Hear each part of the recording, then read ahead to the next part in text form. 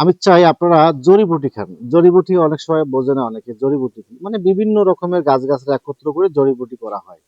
যদি আপনি ২১ টা গাছ নেন বা ৫১ টা গাছ নেন বা ৮০ টা গাছ নেন, সেখান থেকে জড়িবুটি করা হয়। যেমন জড়িবুটি অনেকে পাউডার খেতে পারে না, হালুয়া খেতে পারে না।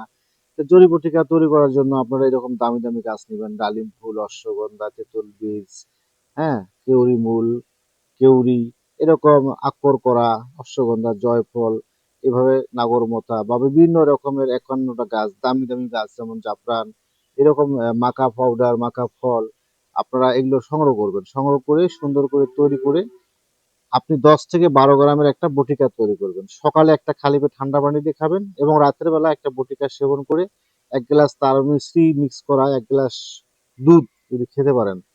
আমি চাই প্রতিদিন সকাল একটা বিকেল একটা খান, ১ সপ্তাহ খান। ইনশাআল্লাহ বুঝবেন যে জড়িবুটি বটিকার যে কি পাওয়ার বা কি শক্তি, ইনশাআল্লাহ না খেলে না তৈরি করে খেলে বুঝবেন না। তা আপনারা অনেকে চেনেন না। এতে এরকম অনেক মূল্যবান গাছ সবগুলো ৫০ গ্রাম করে সংগ্রহ করে সেবন করুন। বন্ধুরা ভালো আছেন? প্রাকৃতিক খাবার সবসময় খাওয়ার চেষ্টা করবেন। যেমন এই যে আমি দেখেন প্রাকৃতিক সবসময় জিনিস খাই। আরও একবার একটা ভিডিও দিয়েছি। এখানে দেখেন পেঁয়াজ, ধনিয়া, মৌরি, হ্যাঁ? তিসি এবং তিলের গাছ, অনেক রকমের গাছ। এটা হচ্ছে চর এলাকা। এই চরের মধ্যে অনেক আবাদ কিস্তি আমারও টুকিটাকি একটু আছে। তে আমি নিজে চাষ করি না, অনেকে চাষ করে। সেখান থেকে আমি ভাগ নেই হালকা কিছু খাওয়ার জন্য। তো যাই হোক বন্ধুরা, আসলে দেশি জিনিস খাওয়া যায়। পেঁয়াজের পাতা তরকারিতে দিলে সুগন্ধি বৃদ্ধি হয়, স্বাদ বৃদ্ধি হয়। তাছাড়া যেমন গুয়ামুড়ি, মৌরির গাছ, ধনিয়ার গাছ, হ্যাঁ? তাজা যদি জিনিস দেওয়া যায় খুব ভালো লাগে।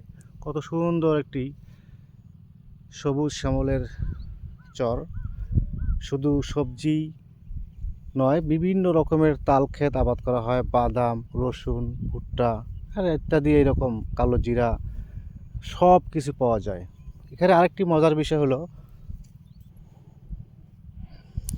যারা